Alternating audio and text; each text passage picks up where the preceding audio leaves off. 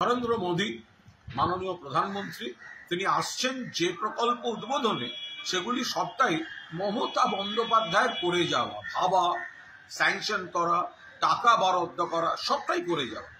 এর পাশাপাশি রাজনীতি করতে আসছে নরেন্দ্র মোদী, সেজন্য আমাদের তরফ থেকে প্রধানমন্ত্রীকে পাঁচটা প্রশ্ন থাকছে।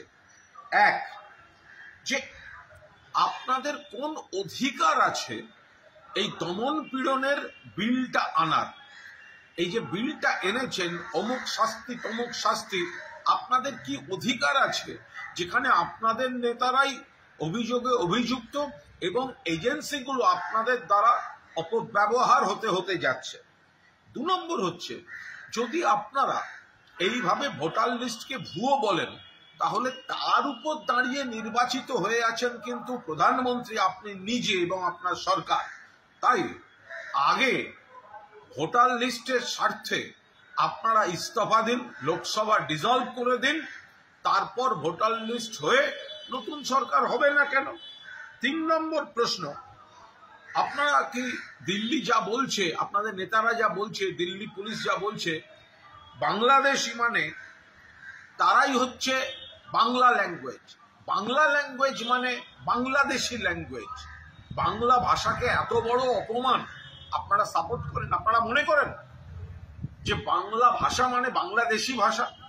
বাংলাদেশে তাদের ভাষা বাংলা, এখানে ভারতবাসী যারা বাঙালি তাদেরও ভাষা বাংলা, কত দেশ ছড়িয়ে আছে কত ভাষা, কিন্তু বাংলা ভাষা মানে বাংলাদেশি ভাষা।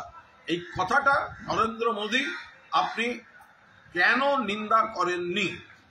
4র্থ প্রশ্ন, পরিষ্কার কথা যে আপনি এখন আপাতত বাংলা প্রেমী সেজে বাংলার 2-4টে অমুক তমুক এইসব কথা জাগলারি করছেন, কিন্তু বাংলায় যারা কথা বলছে ভারতবাসী, তাদের বিজেপি শাসিত রাজ্যগুলোতে কেন হ্যারাস্ট করা হচ্ছে, কেন বাংলাদেশে পাঠিয়ে দেওয়া হচ্ছে, এর জবাব কে দেবে? এবং 5, আপনি কি জানেন বাংলার আর্থিক বকেয়া আপনার কাছে এখন 1,93,000 কোটি টাকা ছাড়িয়ে গিয়েছে?